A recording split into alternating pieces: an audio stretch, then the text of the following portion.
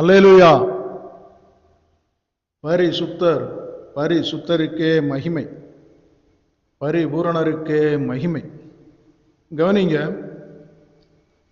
நீங்க ஏதாவது கேக்குதுங்களா? இந்த வெளிப்படுத்தல் 2-3 அதிகாரத்தில் உள்ள சபைகளை பற்றி கொஞ்சம் தெளிவாக பேசுங்க. கட்டாயம் அதை தியானிப்போம். பரிசுத்தருக்கே மகிமை. பாருங்க, நம்ம சபையை குறித்து இதுக்கு முன்னாடி தியானிச்சிருக்கோம்.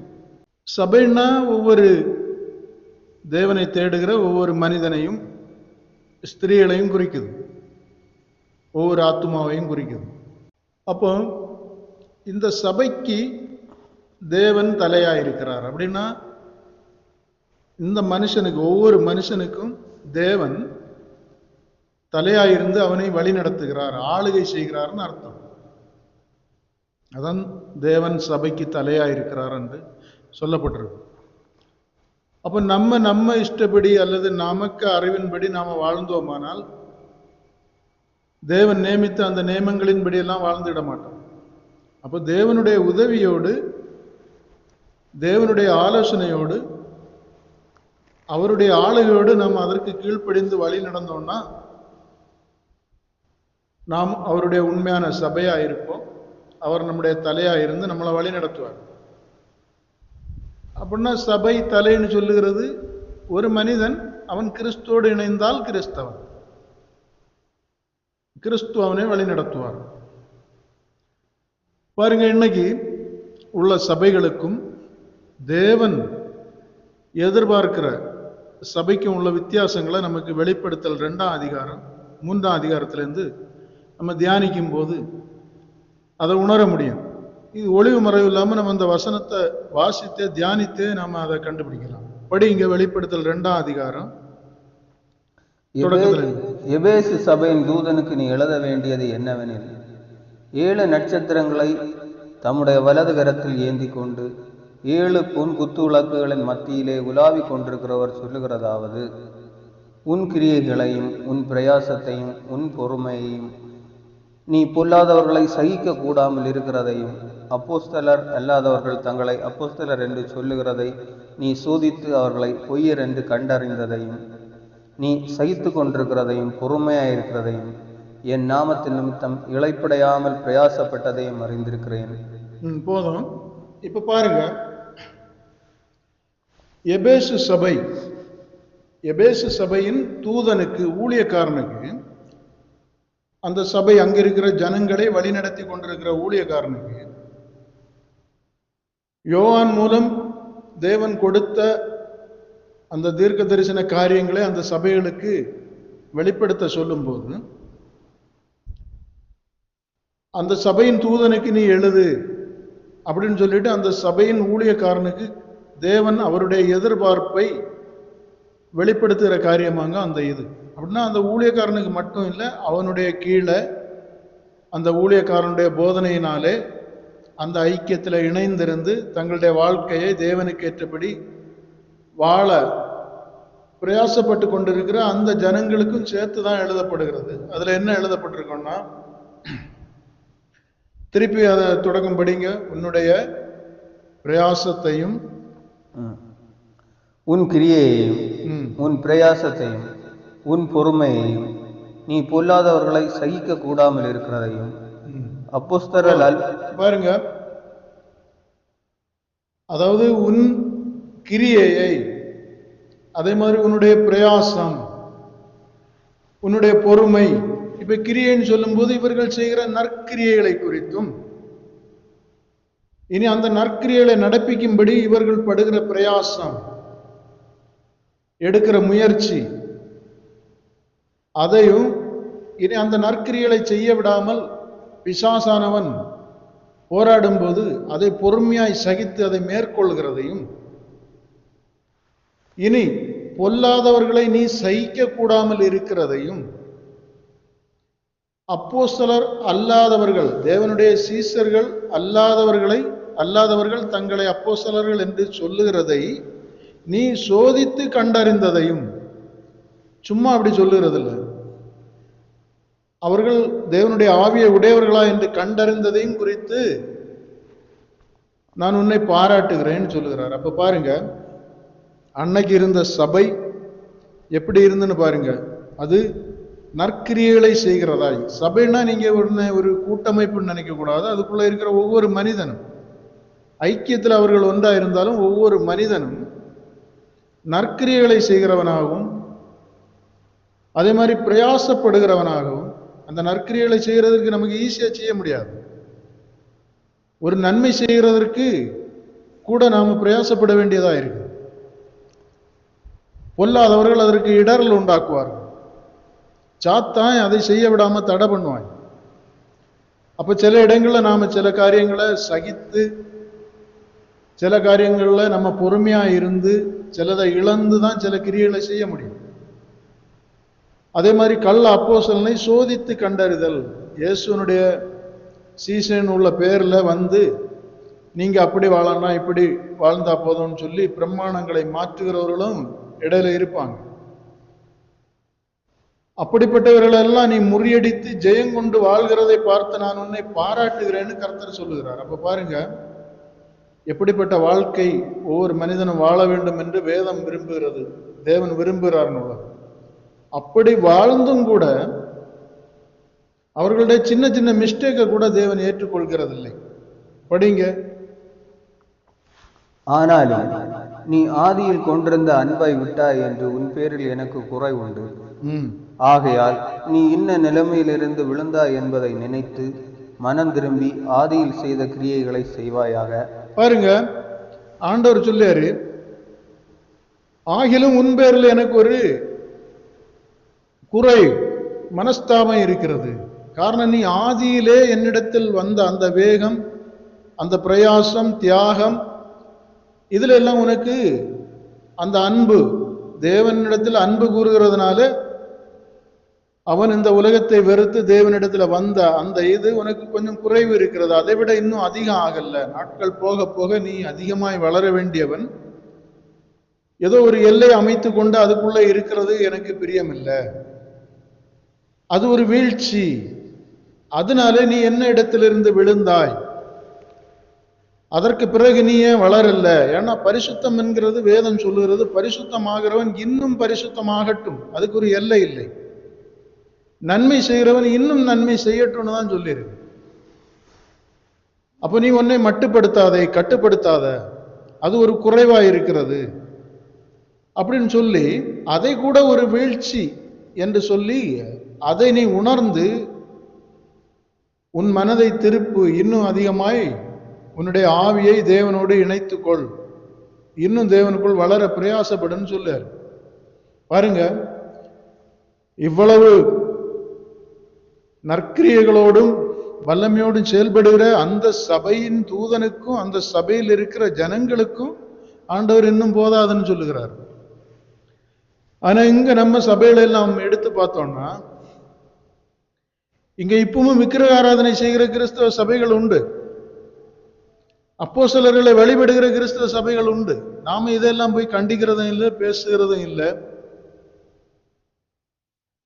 ஆனா நாம இன்னும் அநேகரை தேவனுக்குள்ள கொண்டு வரணும் அப்படின்னு உள்ள மாதிரி பேசிட்டு இருக்கிறோம். பாருங்க, எல்லா ஜனங்களும் தேவனை அறிய வேண்டும் என்கிறது தேவனுடைய சித்தம் தான். அதற்காக தேவனை அறிந்தோம் என்று சொல்லுகிறவர்கள் எப்படியும் வாழலாம், எந்த முட்டாள்தனத்திலையும் இருக்கலாம், எந்த மூட நம்பிக்கையிலும் எந்த சடங்கு சம்பிரதாயங்களும் இருக்கலாம்னு சொன்னா அதை தேவன் ஏற்றுக்கொள்ள மாட்டார். கிறிஸ்துவ வட்டாரத்துக்குள்ளே எவ்வளவோ பிரிவுகள், கொள்கை மாறுபாடுகள், தேவனை குறித்த அறிவுல வித்தியாசங்கள், உணர்ந்து கொள்கிறதுல எல்லாம் எவ்வளவோ குறைவுகள் இருக்குது. இதை சரிபடுத்தாம இன்னும் என்ன உலகம் முழுவதும் இயேசுவை அறிவிக்கணும்னா அது அறிவிக்கப்பட்டு கொண்டுதான் இருக்கு. அதை அறியதான் செய்கிறார்கள் எல்லாரும். கர்த்தர் சொல்லுகிறார், ஒருவனை உங்கள் மார்க்கத்தான் ஆக்கும்படிக்கு நீங்கள் கடலையும் மலையும் கடந்து போயிட்டு அவன் உங்கள் மார்க்கத்தான் ஆன பிறகு அவனை உங்களிலும் இருந்து இரட்டிப்பான நரகத்தின் மகனாக்குகிறீர்கள். அப்படிப்பட்ட செய்கைகள் நம்மை விட்டு தூரமா போகணும். ஒருவனை கிறிஸ்துவுக்குள் நாம் இழுக்கிறதா இருந்தா அவருடைய அன்பை வெளிப்படுத்தி அவருடைய ரட்சிப்பை அவர்கள் உணரும்படி அவர்களுக்கு அதை புரிய வைத்து அப்படித்தான் ஒருவனை கொண்டு வர முடியுமே தவிர அப்ப இங்க உலகம் முழுவதும் பார்க்கும்போது எவ்வளவோ கிறிஸ்தவர்கள் இருக்கிறார்கள். இருக்கிறவர்கள் மற்றவர்கள் குறை சொல்லாத அளவுக்கு கிறிஸ்துவை சாட்சிப்படுத்தி வாழ்கிறார்களான்னு பார்த்தா அங்கதான் பிரச்சனையே இருக்குது. குடி வெறிக்கு அடிமையா இருக்கிற கிறிஸ்தவர்கள் உண்டு. விபச்சாரங்களுக்கும் தவறான காரியங்கள் எல்லாம் ஈடுபடுகிறவர்கள் எவ்வளவோ இருக்காங்க கிறிஸ்தவர்கள் எல்லாம். இங்க எவ்வளவோ சபைகள் இருக்குது. எவ்வளவு அந்த சபைகளுக்குள்ள பிரிவு இருக்குது.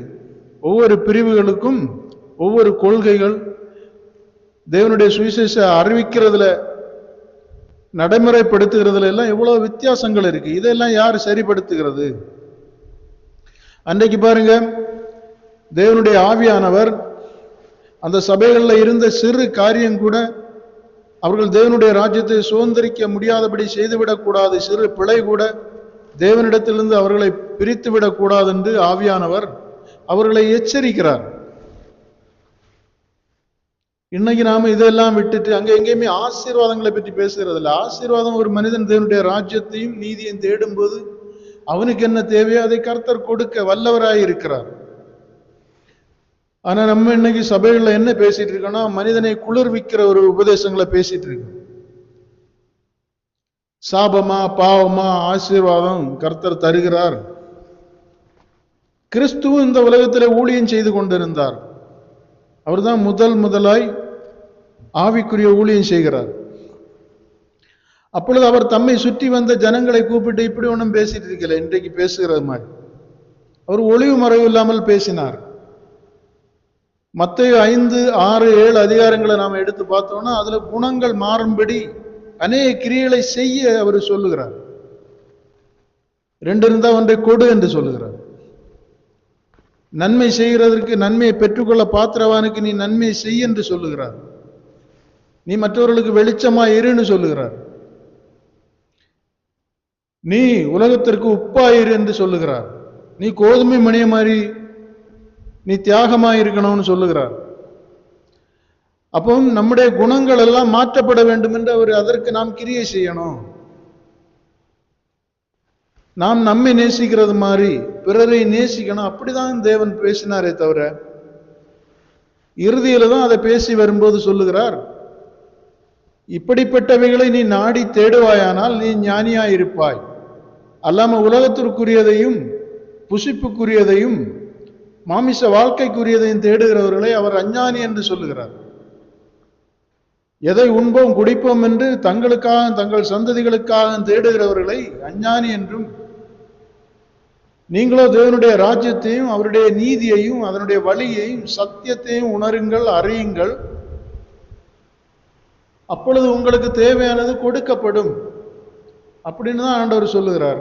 அதே மாதிரி அவர் ஊழிய காலங்களில் இப்படி நம்மள மாதிரி கூட்டி இருத்தி இந்த மாதிரி எல்லாம் பேசிட்டு இருக்கல்ல, விடுதலையா கட்டுகளா, இங்க என்னைக்கும் விடுதலை கூட்டங்கள், என்னைக்கும் கட்டவிழ்க்கிற கூட்டம், இந்த மாதிரி தான் நடந்துட்டு இருக்குது. எங்கே கட்டுகள் அவிழ்க்கப்படுகிறது, எங்க விடுதலை நடந்திருக்குன்னா, இன்னும் சத்தியத்தை அறியாதபடினாலே எப்படி விடுதலை ஆக முடியும்? வேதம் சொல்லுகிறது, சத்தியத்தை அறிவீர்களானால் சத்தியம் உங்களை விடுதலை ஆக்கும். நாம் நம்மை குறித்தும் இந்த மாமிச வாழ்வு மாயமாய் இருக்கிறதை குறித்தும் ஆவிக்குரிய வாழ்வை குறித்தும் உணர்ந்து ஆவிக்குரியதை தேடும்படியாய் மாமிசத்திற்குரியதை நாம் வெறுத்தால் விடுதலை ஆகும். ஆசைகளும் இச்சைகளும் தான் நம்மை அநேக காரியங்களில் சிக்க வைக்கிறது, நம்மை சிறைப்படுத்துகிறது, நம்மை கட்டுண்டவர்களாக வைக்கிறது. அப்ப ஆசைகளையும் இச்சைகளையும் விட நாம் தேவனுக்குள் கடந்து வர விடுதலைக்குள்ளே கடந்து வருகிறோம். அப்ப நம்ம இப்படிப்பட்டவைகளை தேடிக்கொண்டிருப்போமானால் விடுதலை ஆக முடியாது. அப்போ சபைகளுக்கு கர்த்தர் சொல்லும் போது இப்படிதான் சொல்லுகிறார் ஆவியானவர். அங்க எந்த இடத்திலையுமே மாமிச வாழ்வோருக்குரிய தேடுதலை குறித்து அவர் அறிவுறுத்தவில்லை. அதை நம்ம புரிஞ்சுக்கணும். அதனால நம்முடைய வாழ்க்கைக்கு மாமிசத்திற்குரியது தேவையில்லையானா அது தேவனுக்கு தெரியும். நமக்கு தேவையானதே அவர் தர வல்லவராயிருக்கிறார். படிங்க அடுத்த வசனம். இல்லாவிட்டால் நான் சீக்கிரமாய் உன்னிடத்தில் வந்து நீ மனம் திரும்பாத பட்சத்தில் உன் விளக்கு தண்டை அதனிடத்திலிருந்து நீக்கி விடுவேன். பாருங்க, அவர் எதிர்பார்க்கிற எதிர்பார்ப்பை செய்யாவிடில் நான் உனக்கு தந்த கிருபையை எடுத்து விடுவேன் என்று சொல்லுகிறார். விளக்கு தண்டை எடுத்து விடுவேன்னா கிருபையை எடுத்து விடுவேன். அதனால நீ ஜாக்கிரதையாயிருந்து மனம் திரும்பு. அப்படின்னா இந்த கிரியைகளை செய்ய பிரயாசப்படு, உன்னை தேவனுக்குள்ள பலப்படுத்திக் கொள் அப்படின்னு சொல்லுகிறார். அப்ப பாருங்க, நம்ம எவ்வளவு கர்த்தருக்கு முன்பாக எவ்வளவு பயபக்தியோடும் பிரயாசத்தோடும் காணப்படணும். இது அப்போஸ்தலருடைய வாழ்க்கையில காணப்பட்டது. இன்னைக்கு இப்படிப்பட்ட வாழ்க்கைகளை பற்றி பேசப்படுகிறதே தவிர அப்போஸ்தலர்களை குறித்து பேசுகிறார்கள், இயேசுவை குறித்து பேசுகிறாங்க. இப்படி வாழ்கிறவர்களை பார்க்கிறது அரிதா இருக்கிறது. இப்ப ஒரு நற்செய்தி கூட்டம்னா அங்க அவர் பைபிள்ல இருக்கிறார்,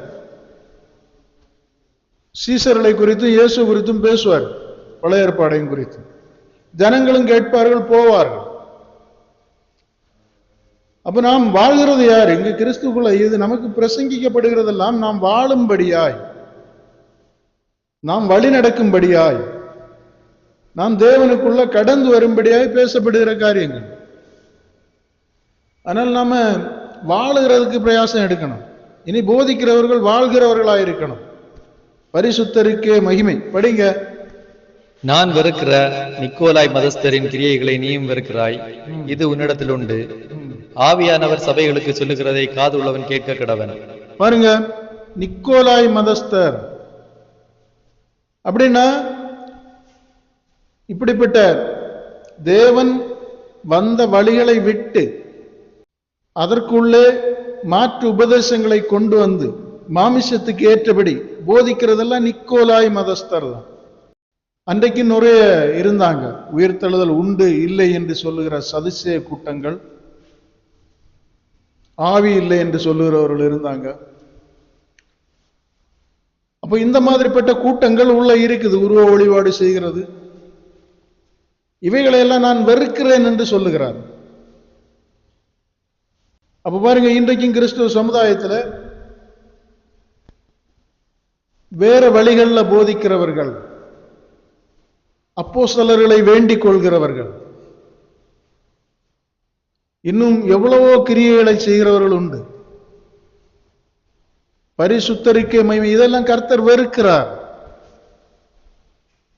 இது நம்ம எடுத்து சொல்லுகிறதுல பைபிள்ல இருக்கிற உண்மைகளை பேசுகிறோம். இது பைபிள் எல்லாரும் ஏற்றுக்கொண்டது, கிறிஸ்தவர்கள். அதுலதான் இது தெளிவா இருக்கிறது. படிங்க. ஜெயம் கொள்ளுகிறவன் எவனோ அவனுக்கு தேவனுடைய பரதீசின் மத்தியில் இருக்கிற ஜீவ விருட்சத்தின் கனியை புசிக்க கொடுப்பேன் என்றெழுது. பாருங்க, அவரு சொல்லுகிறார், ஜெயங்கொள்கிறவன், அவர் வகுத்த வழிகள்ல உலகத்தையும் பாவத்தையும் பிசாசையும் ஜெயிக்கிறவன் பரதேசத்தில் இருக்கிற மத்தியில் இருக்கிற ஜீவக்கனின்னு சொன்னா நித்திய ஜீவனை, தேவன் அருளுகிற நித்திய ஜீவனை சுதந்திரித்துக் கொள்வான் என்று சொல்லியிருக்கு. அப்ப நம்ம நல்லா புரியணும், இதை கேட்கிற நாம புரியணும். நாம் எப்பொழுது தேவனுடைய ஜீவனை சுதந்திரிக்க முடியும்னா, நாம் வெறும் சபையாய், அப்படின்னா வெறும் ஒரு பேர் கிறிஸ்தவர்களாய் இருந்து வாழ்ந்து விட்டு போனோம்னா நித்திய ஜீவனை சுதந்திரிக்க முடியாது. தேவனை அறிந்தவனும் அறியாதவனும் வாழ்க்கை ஒன்று போல இருந்தா என்ன வித்தியாசம்? இப்ப கிறிஸ்தவர்களை பார்க்கும்போது இவர்கள் தேவனை அறிந்தவர்கள் என்று சொல்லுவாங்க, அறிந்திருக்காங்க. கொஞ்சம் மாற்று மதத்தினர் அறியல. ஆனா வாழ்க்கையை பார்த்தா எல்லாருமே என்ன செய்யறாங்க? மாமிசத்துக்கு ஏற்றபடிதான் வாழ்ந்து கொண்டு மாம்சத்துக்கு ஏற்ற கிரியைகளை நடப்பித்துக் கொண்டு இருந்தா இதுல என்ன வித்தியாசம் இருக்கிறது? அப்ப நம்ம வெறும் சபையா இருந்து விட்டு காரியங்களை கடத்தி கொண்டு இருந்தோம்னா நாம் இழந்து விடுவோம். அதை தான் அங்க சபைக்கு ஆவியானவர், இது ஒரு மனிதன் சொன்னதல்ல, ஆவியானவர் சபைகளுக்கு ஒவ்வொரு மனிதனுக்கும் சொல்லுகிறதை அவனவன் உணர கடவன். அப்ப நம்ம எவ்வளவு ஜாக்கிரதையா இருந்து நம்முடைய ரட்சிப்பை சுதந்திரித்துக் கொள்ள வேண்டும் என்று வேதம் நமக்கு எச்சரிக்கிறதன் உள்ளதை புரிந்து கொள்ள வேண்டும். படிங்க. அடுத்த சிமிர்னா சபையின் தூதனுக்கு நீ எழுத வேண்டியது என்னவெனில், முந்தினவரும் பிந்தினவரும் மரித்திருந்து பிழைத்தவருமானவர் சொல்லுகிறதாவது, உன் கிரியைகளையும் உன் உபத்திரவத்தையும் நீ ஐஸ்வர்யம் உள்ளவனாய் இருந்தும் உனக்கு இருக்கிற தரித்திரத்தையும் தங்களை ஒரு நிமிஷம். நீங்க இந்த வெளிப்படுத்தல் 2ஆம் அதிகாரம் 3ஆம் அதிகாரம் சபைகளை குறித்து வாசிக்கும் போது இதுல 7 சபைகளை குறித்து சொல்லப்பட்டிருக்கு. அப்போ 1ஆம் சபைக்கு சொன்னது 2ஆம் சபைக்கு பொருந்தாது, 2ஆம் சபைக்கு சொன்னது 3ஆம் சபைக்கு பொருந்தாது, அப்படி கிடையாது. 7 சபைக்கும் சொன்னது எல்லாருக்கும் பொருந்தும், 7 சபைக்கும் பொருந்தும். வேதம் எப்போதுமே தேவனுடைய காரியங்களை 7ஆய் பங்கிட்டு எழுதி இருக்கிறதுனால ஒவ்வொரு சபைகளிலும் அதிக பலவீனமாய் இருக்கிறதை குறிப்பிட்டு அந்தந்த சபைகளை சொல்லுகிறார். அதனால அது தனித்தனியாய் பிரித்தப்பட்டதில்லை. இப்ப முதல்ல எபேசு சபையில சொல்லும் போது அந்த சபையில பெரும்பாலாய் இருந்த பலவீனங்களை அங்க குறிப்பிட்டு பேசுகிறார். அதே மாதிரி அதுக்கு அடுத்த சபையில இருக்கும்போது அங்க எது தலையான பிரச்சனையா இருக்கிறதோ அதை குறிப்பிட்டு சொல்லுகிறார். அதனால 7 சபை சொல்லும் போது அந்தந்த சபைக்குரியதில்லை, அது எல்லாருக்கும் உரியதுதான். அதனால 2ஆம் சபைக்கு சொல்லும் போது அதுவும் நமக்குரியதுதான். அப்படி அந்த 7 சபைகள்லையும் இருக்கிற பலவீனங்கள், குறைவுகளை ஆவியானவர் வெளிப்படுத்துகிறார். அந்த குறைவுகள் நம்மில் இருக்குமானால் நாம் அதை சரி செய்ய கடமைப்பட்டிருக்கிறோம். அப்ப கள்ள அப்போஸ்தலனை கண்டுபிடினா நம்மை வழி நடத்துகிறவர்கள் உண்மையானவர்கள் தானா என்கிறதை நாம் அறிந்து கொள்ள வேண்டும். பொல்லாங்கு செய்கிறவர்களை சகிக்க கூடாமல் இருக்கிறதை அவர் பாராட்டுகிறார்னா தீமையானவர்களோடு ஒரு ஐக்கியமாய் அவர்களுக்கு ஒத்துப்போய் அவர்களோடு நல்லவன் என்கிற ஒரு போர்வையில அநேகர் எல்லாருக்கும் நல்லவனாய் வாழ பிரயாசப்படுகிறதுனால அவர்கள் தேவனுக்கு சுத்தமாய் அவர் வெறுக்கிற நபராய் இருப்பார்கள். அப்படி ஒரு வாழ்க்கை வாழக்கூடாதுன்னாங்க அங்க சொல்லப்பட்டிருக்கு. அப்ப நாம ஒவ்வொருவரும் அதை கண்டுபிடிக்கணும். அப்போ இதெல்லாம் நம் பொல்லாதவர்களை சகிக்க கூடாம அப்படின்னா அவர்களோடு ஐக்கியம் ஆகாம அவர்களிலிருந்து கிடைக்கிற லாபங்களை நாம் ஏற்றுக்கொள்ளாமல் அவர்கள வழிகளில் நிற்காம அப்படியெல்லாம் வாழணும்னு வேதம் நமக்கு எச்சரிப்பு ஊட்டுகிறது. அப்படி வாழாதவர்கள் நித்திய ஜீவனை சுதந்திரிக்க முடியாது என்றும் தீர்க்க தரிசனம். இது தீர்க்க தரிசனம், வெளிப்படுத்தல் தீர்க்க தரிசனமாகும். அது சொன்னதுதான்.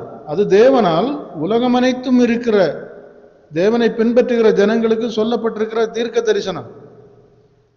முன்னே சுவிசேஷம் நமக்கு என்ன சொல்லிச்சுன்னா, நீ கிறிஸ்துவை ஏற்றுக்கொள்ளணும், ஏற்றுக்கொண்டா அவருடைய பிள்ளையாக முடியும், அவரே இல்லாமல் வேற தேவன் இல்லை என்கிறதற்கு அநேக சாட்சிகளோடு சுவிசேஷம் நமக்கு பிரசங்கிக்கப்பட்டது. இப்ப வெளிப்படுத்தல் அப்படி ஏற்றுக்கொண்ட கிறிஸ்துவை நீங்க எப்படி உட்கொள்ள வேண்டும், அவருடைய சித்தத்தை எப்படி செய்ய வேண்டும் என்கிறதை குறித்த தீர்க்க தரிசனமாக நம்ம இந்த சபையை குறித்து படிக்கிறது. அப்ப இது இங்க இயேசுவை ஏற்றுக்கொள்ளும்படி அவருடைய மகிமையை குறித்து பேசுகிறது இல்லை, அவருடைய ராஜ்யத்தை சுதந்திரிக்கிறதற்கு நாம் எவ்வளவு கடுமையாய் ஜீவனுக்கு போகிற அந்த இடுக்கமும் வழி நெருக்கமுமான வாசல்லை பிரவேசிக்க வேண்டும் என்று எச்சரிப்போடு நமக்கு தரப்பட்டிருக்கிற காரியங்கள் படிங்க. உன் கிரியைகளையும் உன் உபத்திரவத்தையும் நீ ஐஸ்வர்யம் உள்ளவனாய் இருந்தும் உனக்கு இருக்கிற தரித்திரத்தையும் தங்களை யூதர் என்று சொல்லியும் யூதராய் இராமல் சாத்தானுடைய கூட்டமாய் இருக்கிறவர்கள் செய்யும் தூஷணத்தையும் அறிந்திருக்கிறேன். நீ போகிற பாடுகளை குறித்து எவ்வளவையும் பயப்படாதே. பாருங்க, அங்க அவர் சொல்லுகிறார், தங்களை யூதர்கள் என்று சொல்லியும் சாத்தானுடைய கூட்டமாய் இருக்கிறவர்கள், தேவனுடைய ஜனம் என்று சொல்லியும் பிசாசனுடைய கிரியைகளை செய்கிறவர்களையும் நான் அறிந்திருக்கிறேன். அப்ப அந்த சபைக்கு சம்பவிக்க போகிற காரியங்களையும் அந்த சபைக்குள்ளே செயல்படுகிறவர்களையும் அந்த சபைக்குள்ளே மறைந்திருக்கிறவர்களையும் குறித்து ஆண்டவர் வெளிப்படுத்துகிறார். அடுத்தது அவர்களுக்கு வரப்போகிற நெருக்கங்களை குறித்து பேசுகிறார். நீ ஆனால் அதற்கு பயப்படாதே, நீ அதற்கு பயந்து பின்னிட்டு போகாதே, நான் உன்னை திடப்படுத்துவேன் என்று சொல்லுகிறார். படிங்க. இதோ நீங்கள் சோதிக்கும் பொருட்டாக பிசாசானவன் உங்களில் சிலரை காவலில் போடுவான். 10 நாள் உபத்திரவப்படுவீர்கள். ஆகிலும் நீ மரண பரியந்தம் உண்மையாயிரு, அப்பொழுது ஜீவ கிரீடத்தை உனக்கு தருவேன். பாருங்க, மரண பரியந்தம் உண்மையா இருந்தால்தான் ஜீவ பரியந்தம் ஜீவன் கிடைக்கும். ஜீவ கிரீடம், நித்திய ஜீவனை நாம் சுதந்திரிக்க முடியும்.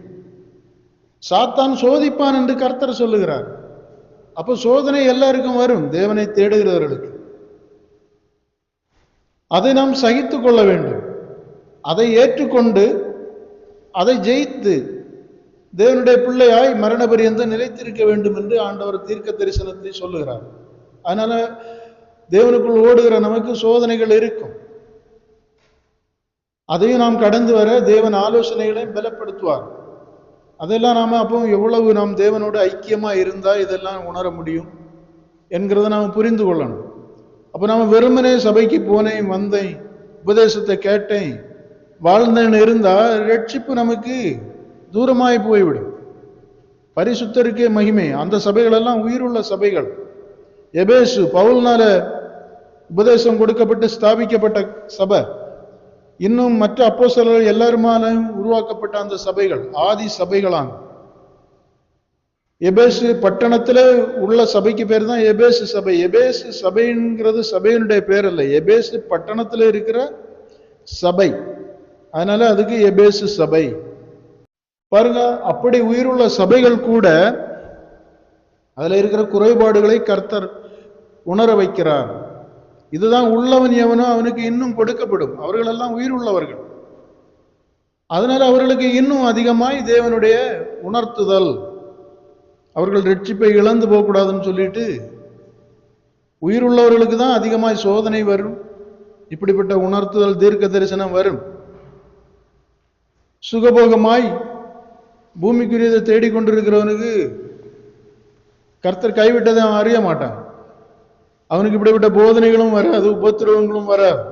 இதே அங்க ஜனங்கள் ஆசீர்வாதம் சொல்லிட்டு இருக்காங்க. தேவனுடைய ஆசீர்வாதம், பரத்திற்குரிய ராஜ்யத்தை சுதந்திரிக்கிற பிள்ளை ஆகிற அந்த அந்தஸ்தை அடைகிறதற்கு நாம் சோதிக்கப்பட வேண்டியது அவசியம். அப்ப தேவனுடைய பரத்திற்குரிய ஐஸ்வர்யம் நம்மளை தேடி வருமானால் நாம் உபத்திரவப்படுவோம், சாத்தானால நெருக்கப்படுவோம், நாம் அநேக காரியங்களை சகித்து போக வேண்டிய வரும். அப்ப நம்ம எப்படி சுகபோகமா வாழ முடியும்? நாம் யுத்தம் செய்ய வேண்டியது வரும். ஏன்னா நாம் ஜெயிக்க வேண்டியது அநேக காரியங்களாக இருக்கிறது. நமக்குள்ள இருக்கிற மனிதனை, பழைய மனிதன், ஜென்ம மனிதனை அறைய வேண்டியது இருக்குது சிலுவையில.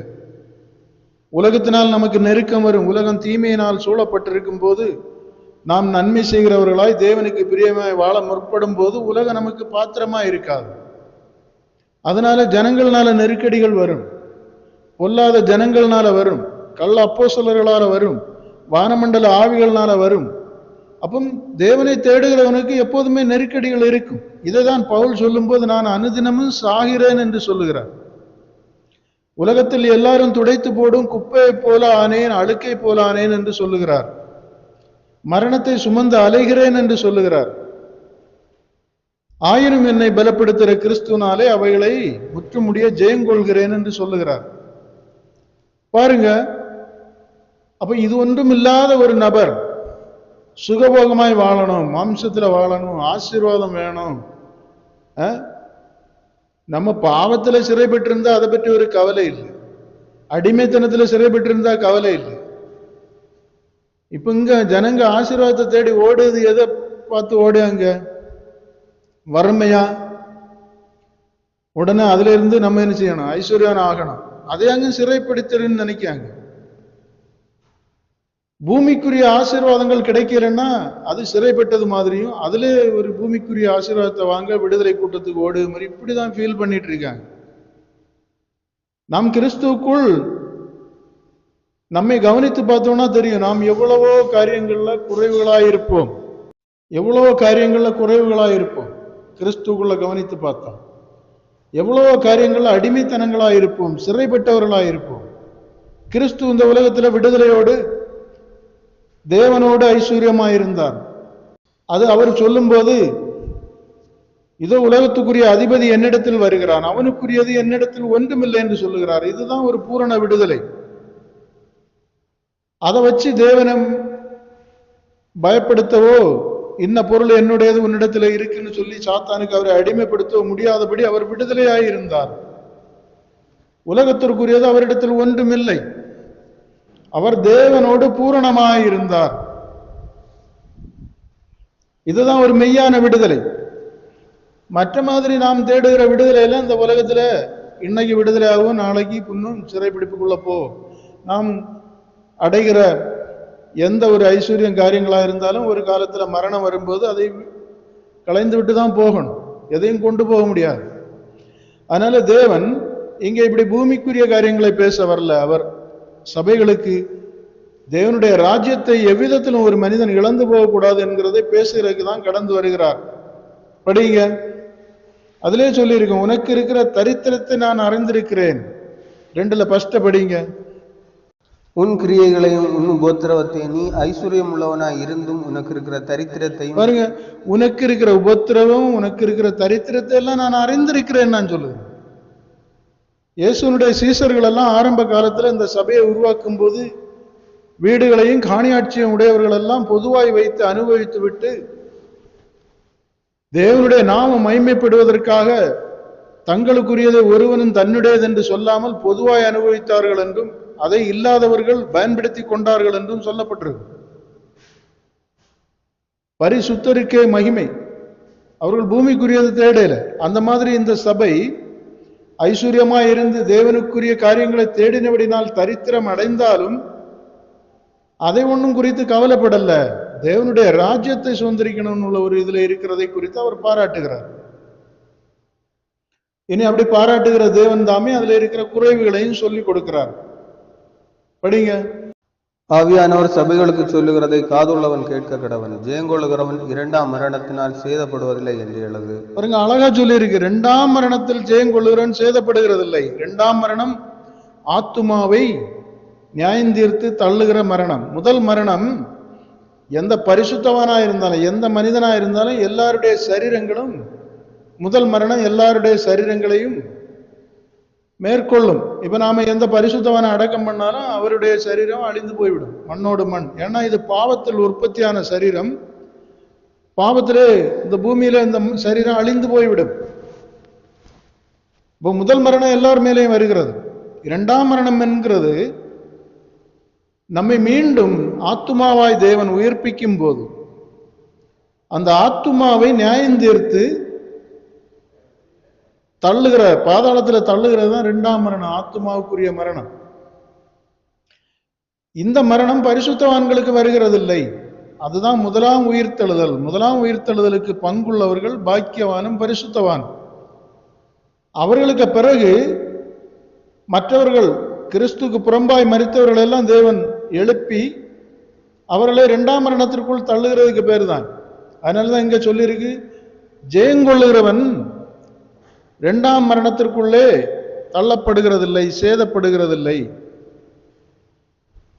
பாருங்க, அப்ப தேவன் ஒரு சபைக்கு, நீங்க சபைன்னா ஏதோ ஒரு சபை, அந்த காலத்துல உள்ள சபை அப்படி நினைக்க கூடாது. அன்றைக்கு என்ன பேசினாரோ அதுதான் மாறாத தேவன். இன்றைக்கும் அவருடைய பிரமாணம் அதுதான். இன்றைக்கு நம்மிடத்திலே அதுதான் எதிர்பார்க்கிறார். அதனால இது யாருக்கோ எழுதப்பட்டது என்றும் 7 சபைகளுக்குரியது என்று நாம் இதை வாசித்து கடந்து போகாம இது நம்மில் கிரியை செய்கிறதா, நாம் எந்த நிலைமையில இருக்கிறோம். நாம் இன்னைக்கு ஒரு மிரட்டலுக்கும் பணம் காரியங்கள்ல எல்லாத்துக்குமே நம்ம அடிமையாகி விழுந்து விடுவோம். ஒருத்தன் மிரட்டினா பயந்துரும், ஒருவன் பண ஆசை காட்டிட்டானா விழுந்திருக்கிறோம். மாமிச வாழ்விற்காக, நம்முடைய குடும்பம், பிள்ளைகள், இப்படிப்பட்ட வாழ்க்கைக்காகவே நாம் சத்தியத்தை விட்டு கொடுக்கிறோம். சத்தியத்துல வாழ மாட்டோம். பெருசா நம்ம பேசுகிறத கேட்கிற நபர்கள் இடத்துல நாம வீரமா பேசுகிறோம். நம்ம இப்போ ஒரு சபை இருக்கு, அதுல ஒரு பாஸ்டர் இருக்காருன்னா அவரு சொல்லுதான் அந்த சபையில இருக்கவங்க எல்லாம் கேட்கதான் செய்வாங்க. அதனால தானே அந்த சபைக்கு வராங்க. அங்க மட்டும் அப்படி இப்படின்னு எல்லாம் பேசுவாங்க. வெளியே வந்து சமுதாயத்திற்குள்ள வந்து நீங்க புறஜாதிகள் புற மதத்திடத்துல பேசண்டா, கிறிஸ்தவர்களுக்குள்ள நீங்க பேசி பாருங்க. மாற்று கொள்கைகளோடு இருக்கிற கிறிஸ்தவர்களுக்குள்ள உருவ வழிபாடு தப்புன்னு பேசுங்க. அப்போ இவர்களுக்கு ஆத்மாவை குறித்த கவலை எங்க இருக்குது? ஏதோ அநேகரை கிறிஸ்துக்குள்ள ஆக்கணும், உலகம் முழுவதும் கிறிஸ்து அறியணும்னு உள்ள ஒரு எண்ணத்தை பரப்பி விடுகிறத தவிர, ஐயோ இவன் இப்படிப்பட்ட வழிபாடுகளை செய்து கொண்டிருக்கிறான், நரகத்துக்கு போயிடுவானே அப்படின்னு உள்ள தாகத்தோட இருக்காங்க. அதனால நாம் ஒருவர் வஞ்சித்துக் கொண்டிருக்கிறோம். அதனால முகதாட்சணை இல்லாம பேசு. ஊழியம்னு வந்துட்டா அதனால வருகிற நஷ்டம், எல்லா பாடுகளையும் அனுபவித்துதான் ஆகணும். இப்ப பாருங்க, இயேசு கிறிஸ்து சத்தியத்தை வெளிப்படுத்தும் பொருட்டு வந்ததுனால அவருக்கு வந்த பாடுகள், நெருக்கங்கள், அதிகாரங்களிலிருந்து அவர் ஒரு தீமை செய்யாதவராயிருந்தும் கொலை செய்யப்பட்டார். அவருடைய சீசர்களும் அப்படிதான் அடிக்கப்பட்டார்கள், நொறுக்கப்பட்டார்கள். அதற்கு அவர்கள் மனம் வந்து தங்களை ஒப்பு கொடுத்தபடினால்தான் சத்தியம் வெளிப்பட்டது. நாம் நம்முடைய மாமிச ஜீவனுக்காக பயப்படுகிறதுனாலதான் மரணம் நேரிடுகிறதற்கோ அதிகாரங்கள் நெருக்கும் போது நாம் ஓடி போகிறோம். ஆனா அங்கே முதலாம் உயிர்த்தெழுதலுக்கு பங்குள்ளவர்களை குறித்து பேசும்போது மரணமே நேரிடுகிறதா இருந்தால் தங்கள் ஜீவனை குறித்து கவலைப்படாமல் கிறிஸ்துவுக்கு சாட்சியானார்கள், சத்தியத்தை வெளிக்கொண்டு வந்தார்கள். தங்களுடைய வாழ்க்கையிலும் தங்களுடைய நடைமுறை காரியங்களிலையும் தாங்கள் சொல்லுகிறதிலும் உண்மையும் உத்தமமாயிருந்து தங்களுடைய லாபம் நோக்கோடு இல்லாமல் ஒரு ஊழியத்தை பிழைப்புக்குரிய தொழிலை செய்யாம, அதை வைத்து சுகமாய் வாழாம அதை ஒரு பலியாய் செய்தார்கள். அப்படி பலியாய் செய்கிறவர்கள் தான் ஓனாய் வரும்போது ஓடி போகாத தன் ஜீவனை கொடுக்கிற ஒரு மேய்ப்பனாய் இருப்பான். மற்றவர்களுக்கெல்லாம் ஒரு அதிகாரமே போதும், நீ இப்படி பேசக்கூடாதுன்னா விழுந்துருவான். வருமான தட்டுப்பாடு வந்துட்டுன்னா போதும், ஐயோ இப்படி பேசினா சபையில எப்படி வருமானம். அதனாலதான் இப்படிப்பட்டவைகள்னால இன்றைக்கு சத்தியங்கள் மறைக்கப்பட்டு கொண்டிருக்கிறது. இதை கேட்கிறவர்கள் நீங்க உண்மையில வாழக்காக பிரயாசப்படுங்க. இங்க அநேகருக்கு சொல்லாட்டாலும் நீங்க உண்மையாய் வாழக்காக பிரயாசப்படுங்க. பரிசுத்தருக்கே மகிமை. படிங்க.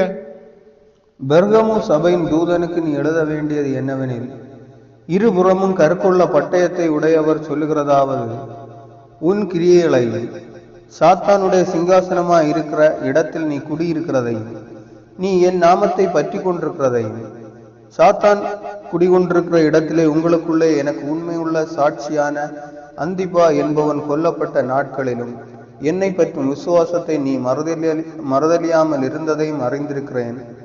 ஆகிலும் சில காரியங்களை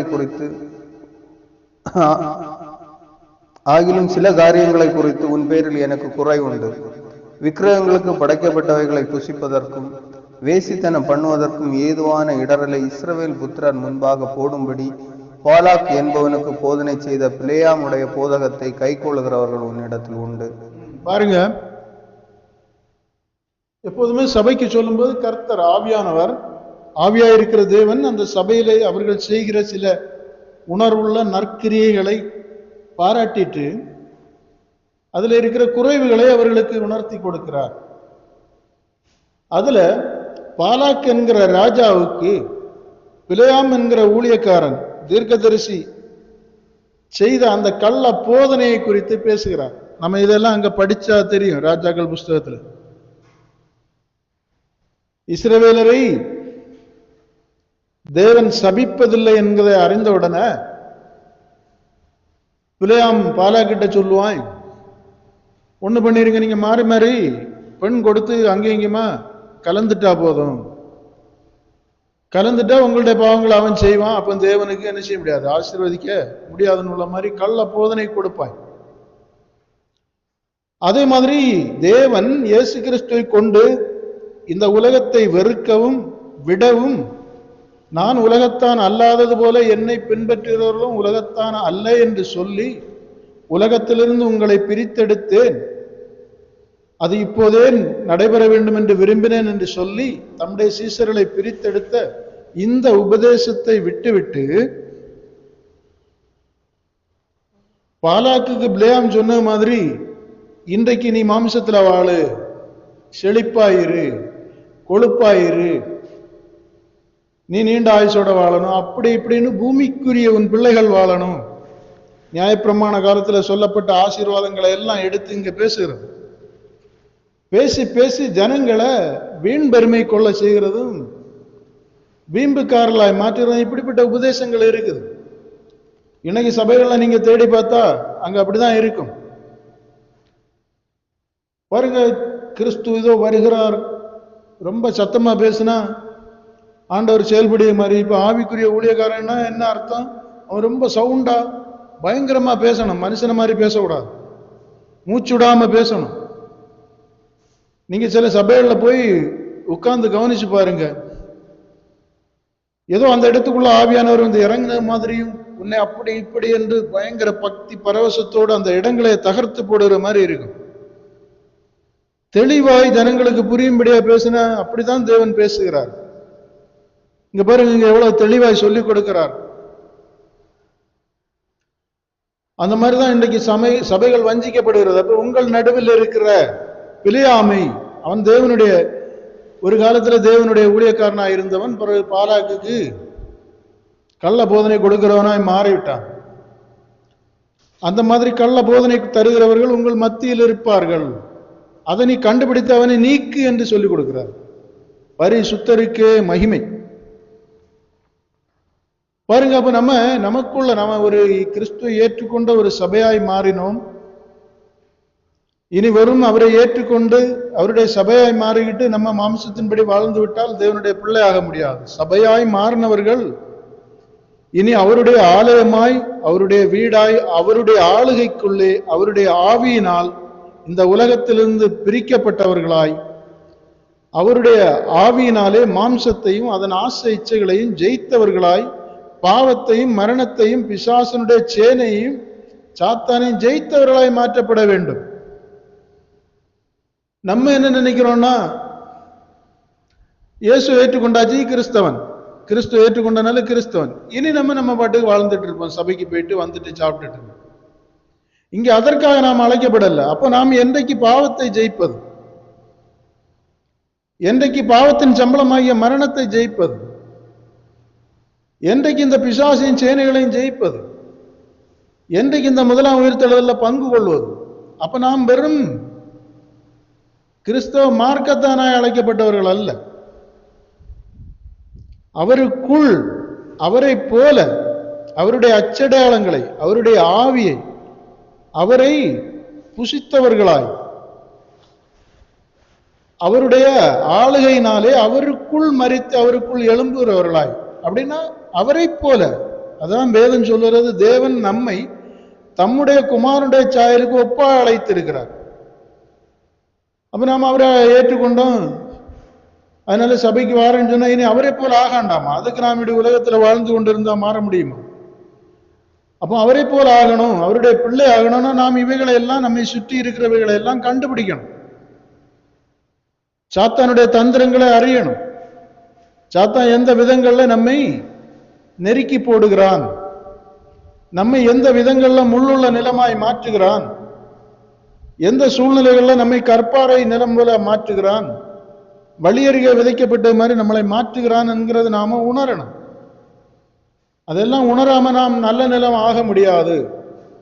நாம் தேவன் விரும்புகிற விளைச்சலை கொடுக்க முடியாது.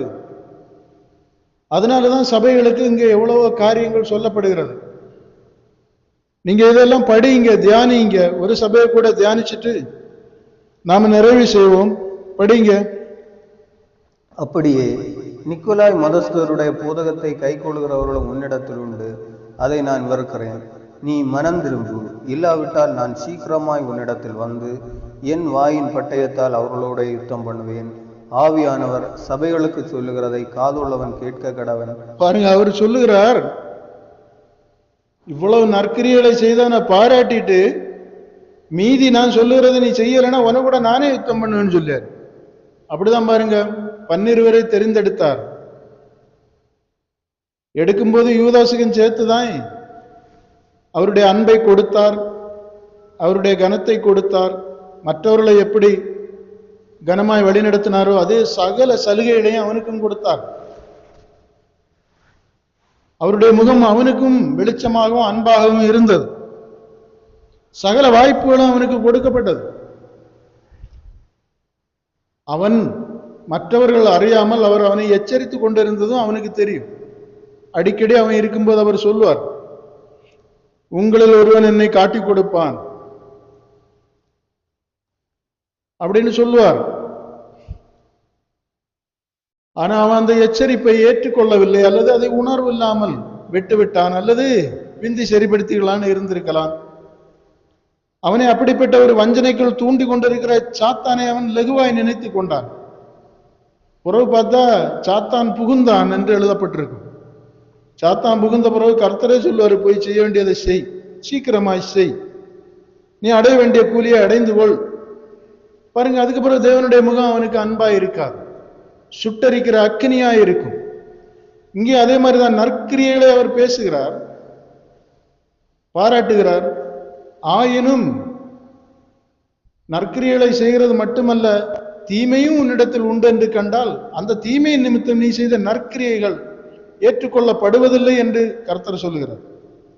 ஒருபுறம் நீ நற்கிரியைகளை செய்யலாம், இன்னொரு புறம் உன்னுடைய அடிமைத்தனங்களிலிருந்தும் தீமையிலிருந்து நீ வெளி வரலன்னா உன் நற்கிரியைகள் நினைக்கப்பட மாட்டாது. நீ செய்கிற நற்கிரியைகள் நிமித்தம் உன் சந்ததிக்கு ஒருவேளை சில கிருபைகள் கிடைக்கும், அதெல்லாம் கூலி என்று எண்ணப்படும். அதுக்கு நித்திய ஜீவன் வாக்குத்தத்தம் பண்ணப்படவில்லை. நாம் செய்கிற நற்கிரியைகளுக்காக நித்திய ஜீவன் கிடைக்காது.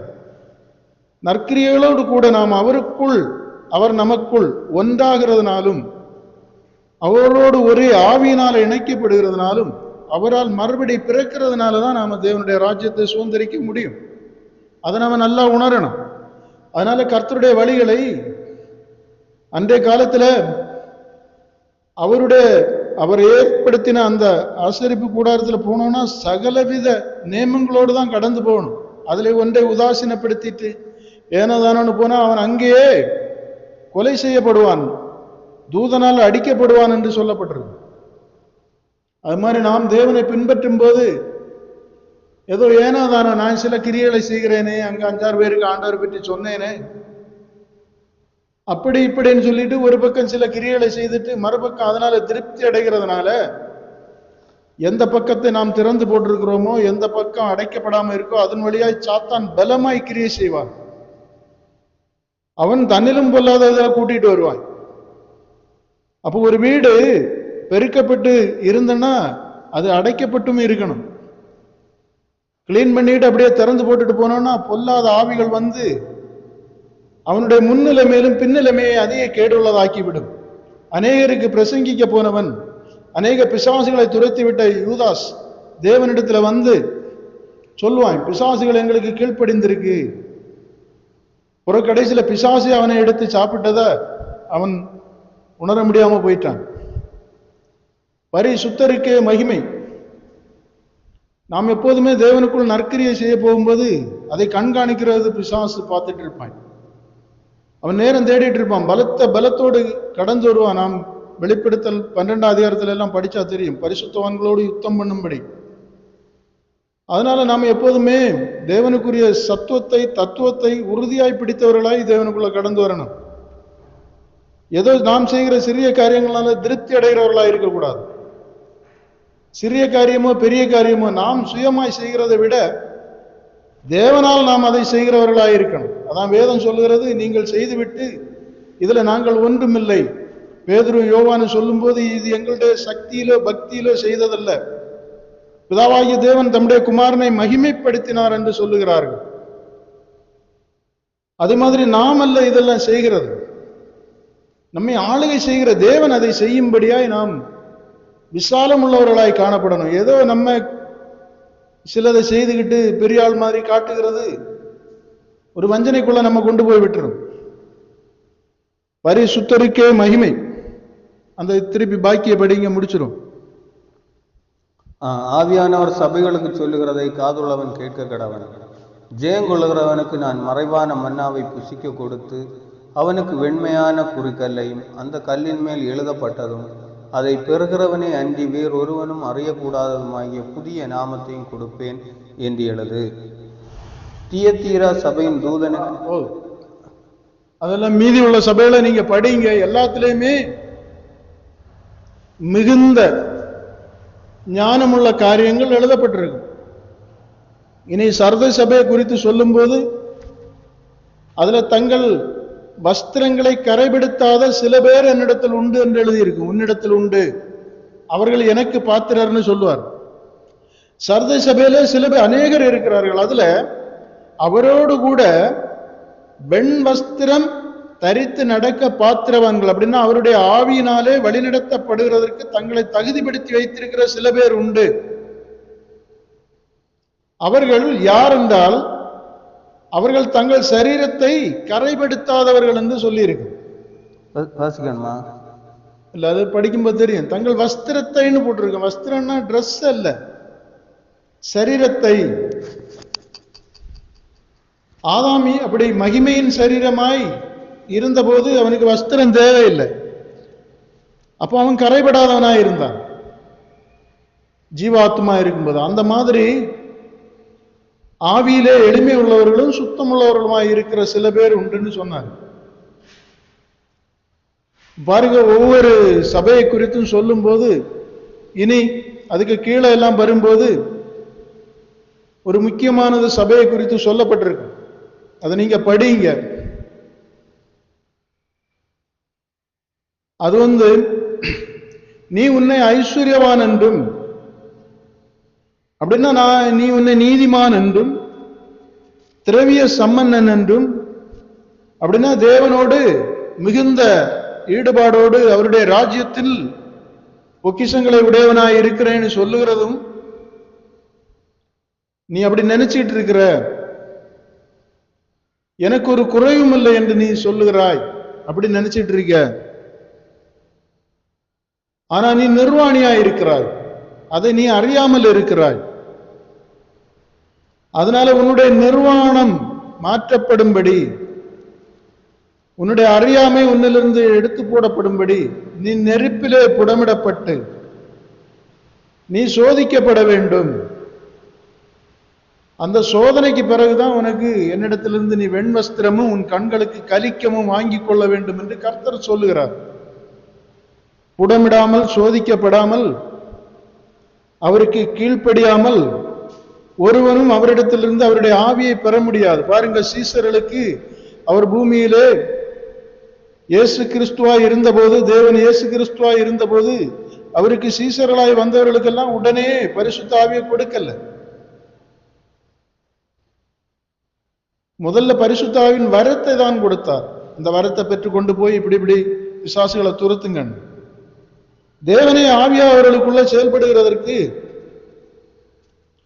அவர்கள் இந்த ஜனங்களிலிருந்து பிரித்தெடுக்கப்பட்டு புடமிடப்பட்டு தேவனுடைய ராஜ்யத்தை குறித்து அவர் உயர்த்த போது திருஷ்டாந்தகமாய் 40 நாள் அளவும் பேசி அவர்களை எருசலேமிலே ஒருமிக்க கூடிவரை செய்து, இனி அவர்கள் பூமிக்குரியதையும் உலகத்திற்குரியதை நாடி தேடாமல், தங்கள் ஜீவனை குறித்து எண்ணாமல், தேவனுக்கென்று தங்களை முழுவதுமாய் அர்ப்பணிக்க சொல்லி, அப்படி அவர்கள் அதற்கு ஒத்துப்போய் அவர்கள் ஒரே சபையாய் ஒரே வீடாய் இருந்து தங்களுக்குரியதை தங்களுக்குரியதென்று சொல்லாமல் ஒன்றாயிருந்து தேவனை ஒரே ஆவியோடு தேடினபடினால் அவர்களுக்கு மத்தியில் அவர் ஆவியாய் இறங்கி அவர்களை பலப்படுத்தி அவர்களை ஆளுகை செய்து அவர்களை தம்முடைய பிள்ளை ஆக்கினார்.